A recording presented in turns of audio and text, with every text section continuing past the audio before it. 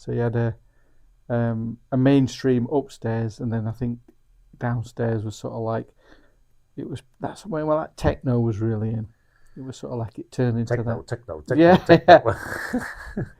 All that modern stuff that we don't like. I remember it. Which modern stuff you don't like? See, there's so much.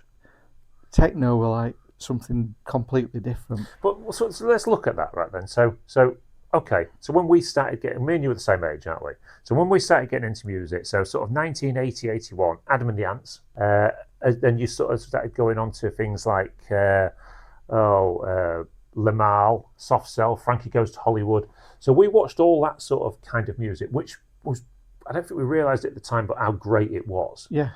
And as we went through the 80s, and towards the end of the 1980s was the start of house music. Yeah.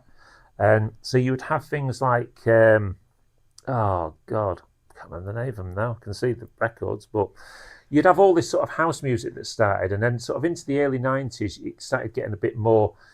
Well, I mean, one of the great pub questions, of course, is what decade was Ride on Time in? Yeah. And it's actually an 80s record. It actually came out in December 89, but it was number one for most of nine. Yeah. It started getting more electronic, didn't it? Yeah. Like Pet Shop Boys and Erasure. They were using more keyboards and stuff and things. But then you started getting into this house thing, and you know, it's quite American at that point, like Run DMCs and stuff. Yeah. And then as you sort of got through that into the sort of the 90s, you got into more of sort of your acid house and stuff like that. And then your techno. Well, they separated it in two different dance floors. Yeah. The two didn't mix at all. They never mixed them. No. So you got your mainstream stuff, and then they changed that. And we had one open here. So just, you know where the flyover is?